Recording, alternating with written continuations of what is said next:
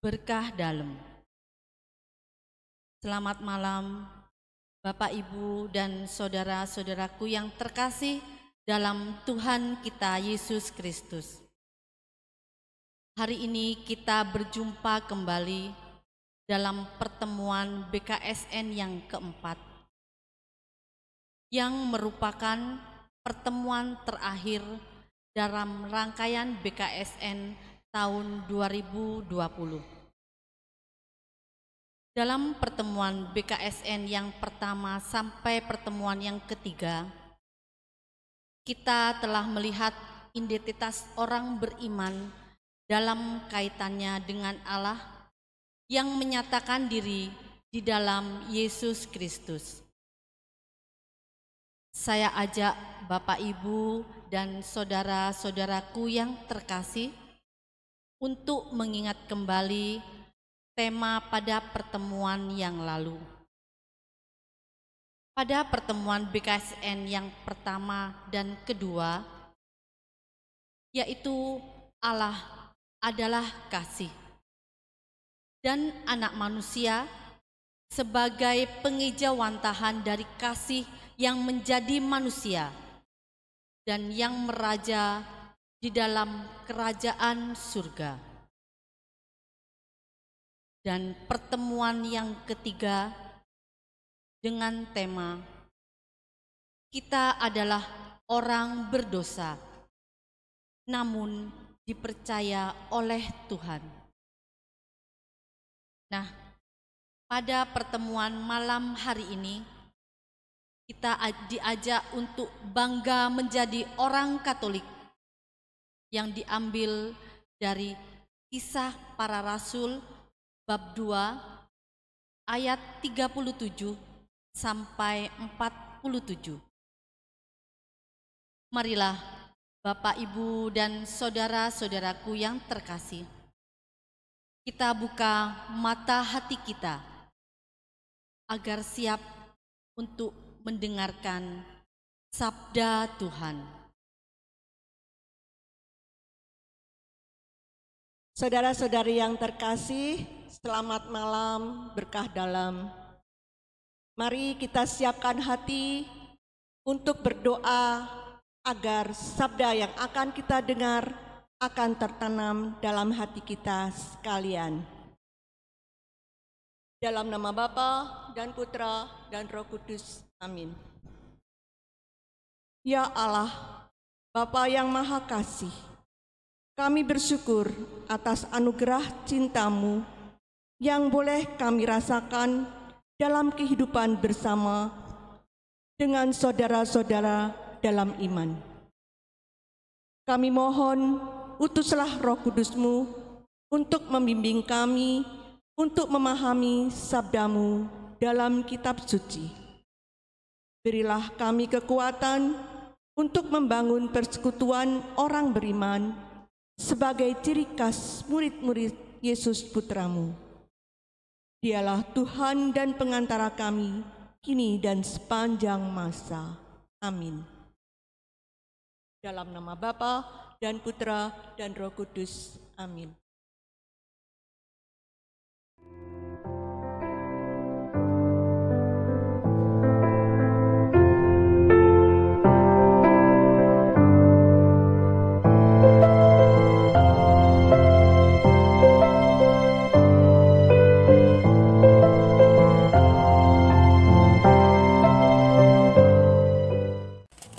Bacaan diambil dari Kisah Para Rasul bab 2 ayat 37 sampai dengan 47. Cara hidup jemaat pertama.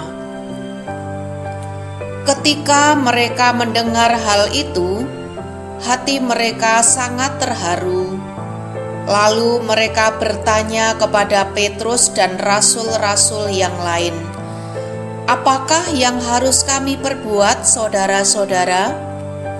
Jawab Petrus kepada mereka, "Bertobatlah dan hendaklah kamu masing-masing memberi dirimu dibaptis dalam nama Yesus Kristus untuk pengampunan dosamu.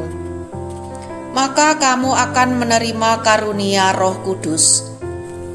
Sebab bagi kamulah janji itu, dan bagi anak-anakmu, dan bagi orang yang masih jauh, yaitu sebanyak yang akan dipanggil oleh Tuhan Allah kita.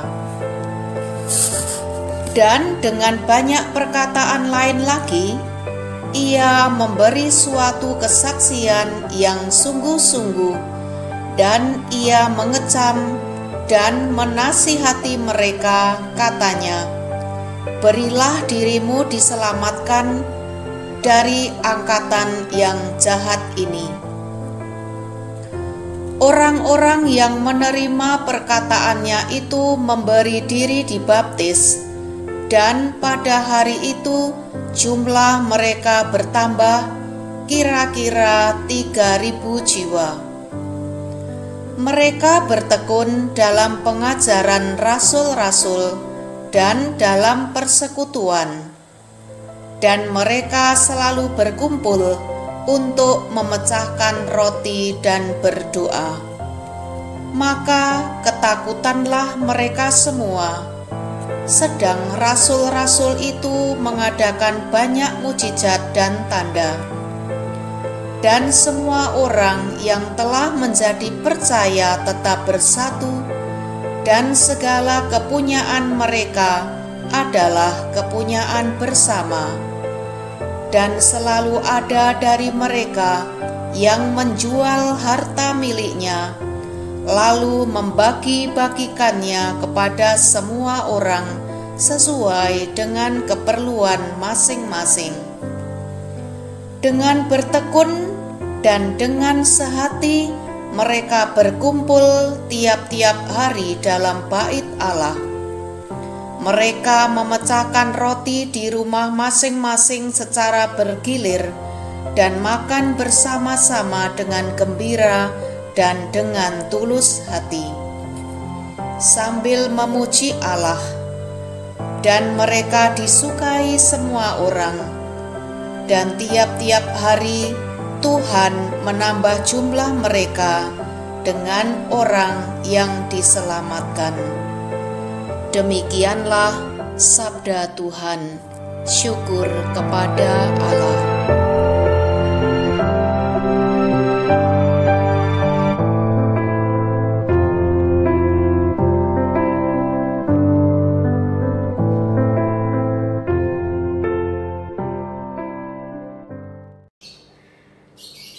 Saudari dan saudari yang terkasih, selamat malam, berkah dalam. Kita bertemu dalam renungan Bulan Kitab Suci Nasional Minggu yang keempat. Adapun tema yang diangkat dalam pertemuan malam hari ini adalah bangga menjadi orang Katolik.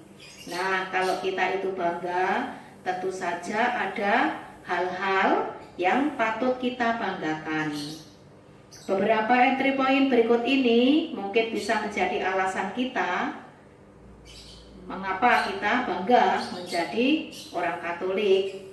Yang pertama, kita telah memiliki identitas yang jelas, yaitu kita telah dibaptis dan menyandang nama para kudus, santo atau santa pelindung.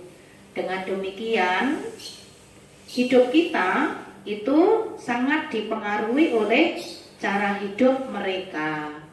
Lalu yang kedua, gereja memiliki pondasi yang kuat, yang sifatnya berkesinambungan, tidak terputus hingga saat ini. Mulai dari kepemimpinan Santo Petrus sebagai pengganti Yesus, sebagaimana tertulis dalam Injil Matius bab 16 ayat 18 yang berbunyi demikian.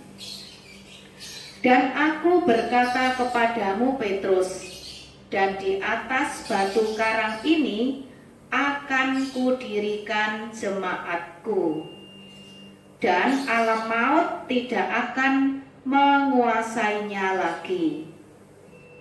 Hal ini, Petrus adalah pondasi gereja yang kokoh kuat. Maka dia mendapat julukan sebagai sang batu karang. Lalu teks yang kedua diambil dari Injil Yohanes bab 21 ayat 15 sampai dengan 17 yang intinya demikian. Yesus sebelum memberikan tugas kepada Petrus itu diawali dengan dialog. Dialognya itu adalah pertanyaan. Pertanyaannya ada 3 dan sama semua, yaitu Simon anak Yohanes, apakah engkau mengasihi aku lebih dari mereka itu? Jawab Petrus dengan semangat dan tanpa ragu, benar Tuhan, engkau tahu bahwa aku sangat mencintai engkau. Kemudian karena Yesus memberikan pertanyaan dan dijawab dengan mantap, maka Yesus tanpa ragu memberikan tugas kepada Santo Petrus, yaitu gembalakanlah domba-dombaku. Nah, kepemimpinan Petrus kemudian dilanjutkan oleh pemimpin-pemimpin yang lain, dan saat ini gereja dipimpin oleh Paus Fransiskus. Kemudian alasan bangga yang berikutnya, kita sebagai orang Katolik memiliki 7 sakramen, di mana sakramen-sakramen ini tidak dimiliki oleh agama manapun. Sakramen yang berdaya guna dan sebagai sarana keselamatan. Lalu yang berikutnya, bahwa gereja memiliki malaikat dan santo-santa pelindung yang namanya kita sematkan dalam nama baptis kita. Oleh karena itu, kita boleh meminta bantuan kepada santo-santa pelindung kita. Bahkan dalam perjalanan kita selalu minta perlindungan dengan perantaraan para malaikat. Lalu yang berikutnya, gereja Katolik memiliki aneka doa, memiliki devosi-devosi, memiliki liturgi yang sama, memiliki aneka spiritualitas yang dimiliki oleh tarekat-tarekat religius, seperti yang dimiliki oleh tarekat PIJ, yaitu memiliki spiritualitas manete in me, tinggallah di dalam aku, yang diambil dari Injil Yohanes bab 15 ayat 4. Saudari-saudari yang terkasih, karena gereja Katolik memiliki kalender liturgi yang sama, maka kita dapat mengikuti perayaan Ekaristi di gereja Katolik manapun. Lalu, sebagai orang Katolik, apa yang seharusnya kita lakukan? Sudah jelas tadi dari bacaan Kisah Para Rasul bab 2 ayat 37 sampai dengan 47, yaitu cara hidup jemaat perdana. Apa yang dilakukan? Ya, mereka memiliki pembiasaan. Yang pertama tadi ada kegiatan atau kebiasaan berkumpul bersama, bertekun dalam pengajaran. Lalu juga berkumpul bersama untuk memecahkan roti. Nah, saat ini kita kenal, yang kita lakukan adalah mengikuti perayaan Ekaristi. Kemudian juga mereka saling berbagi, saling mendoakan dan bersukacita. Bahkan ada yang membagikan harta miliknya, ada juga yang menjual segala harta miliknya untuk dibagikan kepada mereka. Nah, untuk yang ini saya kira kita tidak perlu meniru. Kalau kita ini nanti Bapak Ibu menjual seluruh harta miliknya, nanti tidak ada yang bisa dibagikan lagi. Kemudian yang berikutnya, dengan cara hidup yang khas itu, apa yang diperoleh dari Allah? Ternyata Allah memberikan hadiah, yaitu setiap hari Allah menambah jumlah orang yang diselamatkan.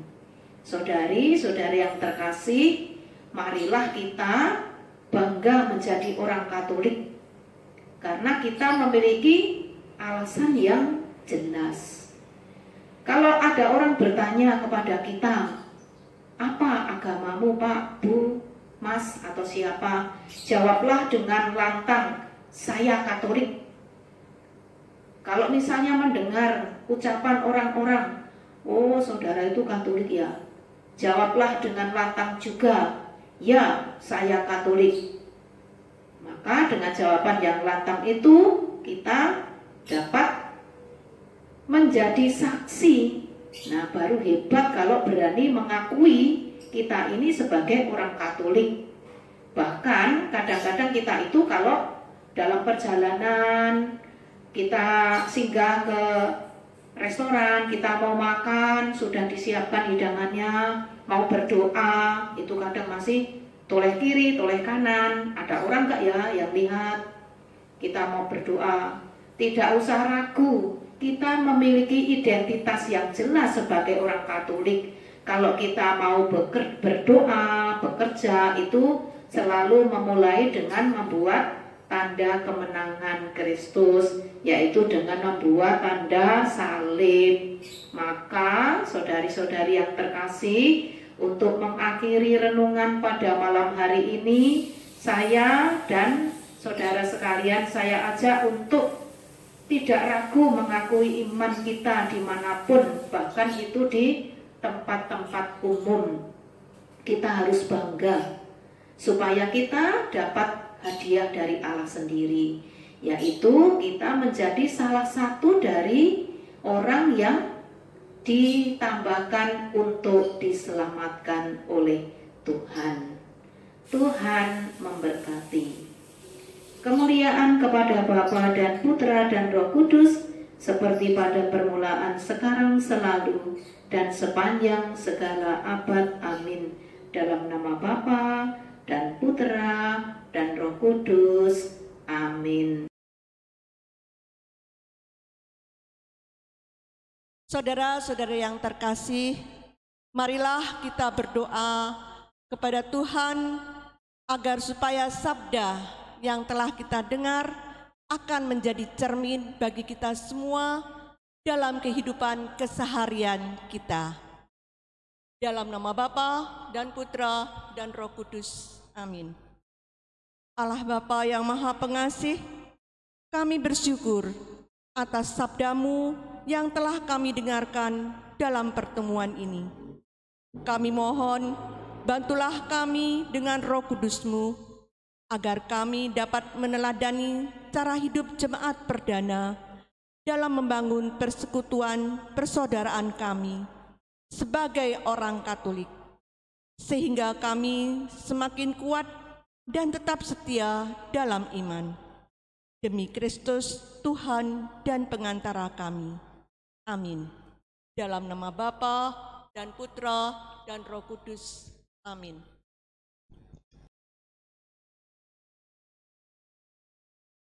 Bapak, Ibu, dan saudara-saudaraku yang terkasih dalam Tuhan kita Yesus Kristus. Kita sudah mendengar bahasan tema pertemuan BKSN pada malam hari ini, yaitu bangga menjadi orang Katolik. Kita bangga mempunyai Allah seperti Yesus, Tuhan yang berkuasa atas hidup dan mati, juga atas surga dan bumi. Ada bahasa keren yang sering kali kita dengar, yaitu 100% Katolik, 100% Indonesia. Mari kita bersama-sama, kita semakin 100% bangga menjadi anak-anak yang terpanggil di dalam pembaptisan dan melanjutkan untuk mewartakan sabda Allah.